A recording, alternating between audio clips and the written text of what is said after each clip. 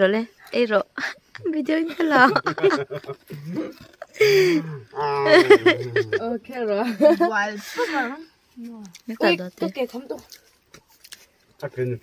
cho mẹ cắn ngọc khiêng mình dấu tớ cắn đi trăm thì tôi cần ấy thì cần hậu ngồi đi trăm tôi cần ấy thì ngót ta cho mẹ bộ cần này thấu rice egg top New Zealand này nó top vec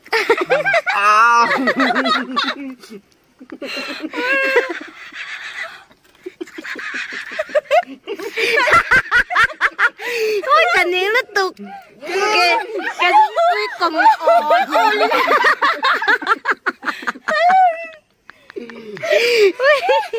ôi cần này baldon xí ni cần cho bộ cần này chịu tuy là tục tôi nói chân egg top tổ là quá chậm top cho nên ăn chín này hamburger ni chẳng thì khán 1, 2, 3 gì đâu Rumpum burger rice burger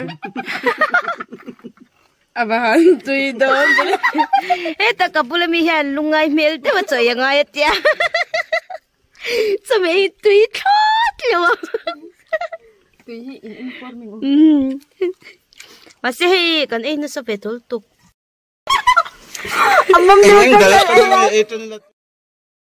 macam kan tok ba ya boksa tiro kan tok ba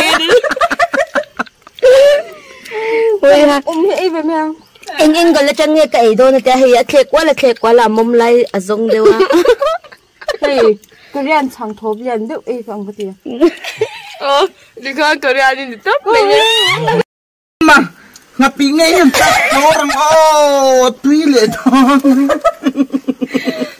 Bermang ngepi. Wan. Wan. Cái cho vấn tế về. Tế đâu. Ấy lên giặc đón nè. Làm tiệc kiến xa nắng ai. Kiến xa nắng ai. Lúc. Chỉ với cái. Chẳng là anh nóng thế là vợ. Chẳng muốn biết cái gì để xin nghe. Làm tiệc tay. Dad, ingo pikas spicy masarap. Wow. Garlic oil kapwa. Garlic oil kem. Oh. Chi. Black pepper. Champung. Ôi cái tiếng nghe. Wan, ngon rồi cái này ring lẩu. Bây liền. Cái tên lâu đàn hay với lâu ring cút rong kha. Thiên. Cái chốt tả.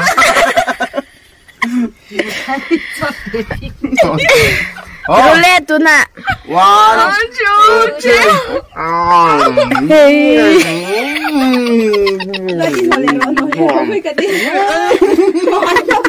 Hey! Lấy bạn đi hết làm bao lâu rồi xe. Mà Apa nih kecoa itu bantu? Mình bản thân đó. tôi đã chọn đi trực ta nhỉ chứ. Bạn nhìn là châu đô điểm. Anh ấy làm lẩu.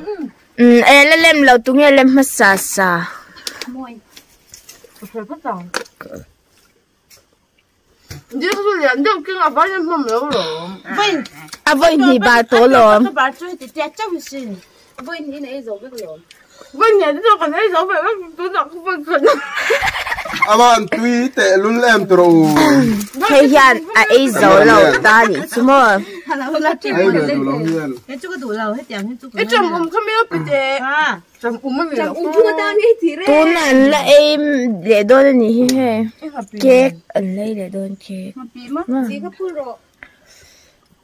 Mà bị tên phải rồi. Cái bố đấy. Cái bố đấy. Karam tê. Ôi kệ. Tôi ăn ấy chả liang. Cái hệ luôn. Vậy cả tan hổ vết tù anh gì đâu một cái thia. Vậy cả tan hổ vết rồi lên.